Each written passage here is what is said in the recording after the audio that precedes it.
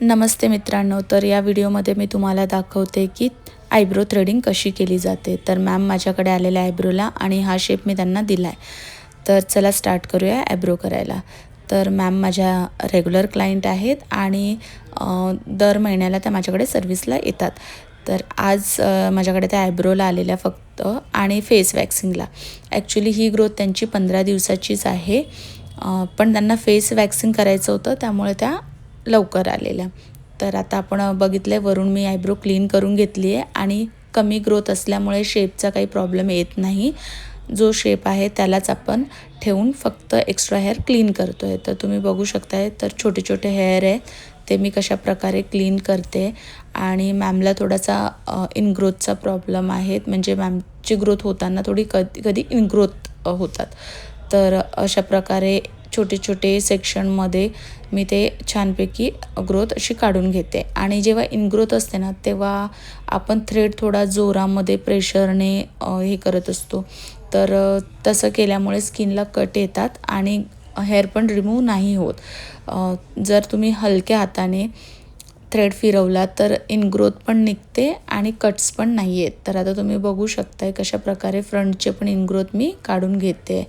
तर कधी कधी एवढे छोटे छोटे हेअर असतात की ते निघत पण नाहीत, म्हणजे डॉट डॉट असे असतात। तर ते नाही निघाले तर ते सोडून द्यायचे, काढायचे नाहीत। तर आता अशा प्रकारे मी एक साईडची आयब्रो करून घेतली आहे आणि आता दुसऱ्या बाजूची आयब्रो मी करायला घेतली आहे। तर वरच्या बाजूला मॅमला जास्त हेअर नाही आहेत, तरी पण क्लीन केलं ना की ती आयब्रोचा शेप छान दिसतो आणि ते करतातच। तर आता तुम्ही बघू शकताय की कशा प्रकारे मी एक हेअर व्यवस्थित नीट क्लीन करते आणि लाईनमध्येच क्लीन करते, कारण की थोडीशी वरती अनइवन हेअर आहेत। तर थोडा एखाद जास्त हेअर निघाला तर लाईन पूर्ण खराब होईल त्यामुळे। तर आता फ्रंटची दुसरी आयब्रोज करताना फर्स्ट आयब्रोची गाईडलाईन घेऊन आपल्याला आयब्रो करायची, नाहीतर आयब्रो वर खाली होते। त्यामुळे होल्ड करताना क्लायंटला पण सांगायचं की प्रॉपर होल्ड करा म्हणून। तर मॅमला सांगायची गरज नाही आहे, कारण की मॅम नेहमी माझ्याकडे आयब्रो करतात, तर त्या प्रॉपरच हेअर म्हणजे आयब्रो होल्ड करतात। तर तुम्ही बघू शकतात कशा प्रकारे मी सगळे छोटे छोटे हेअर काढून घेते आणि त्याचबरोबर शेपमध्ये पण आयब्रो करते। तर आता ऑलमोस्ट माझी आयब्रो होत आलेली। तर आयब्रोला हेअर नव्हते, पण छोटे छोटे हेअर जास्त होते, त्यामुळे वेळ लागत होता।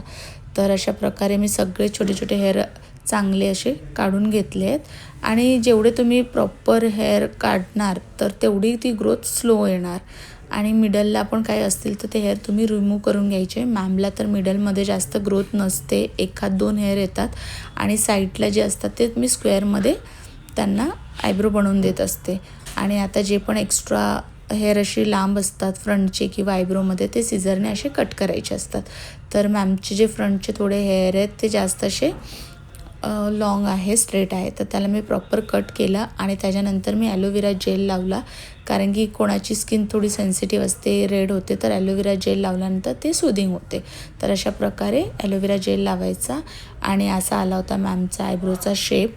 तर कसा वाटला नक्की सांगा कमेंटमध्ये। भेटूया नेक्स्ट व्हिडिओ।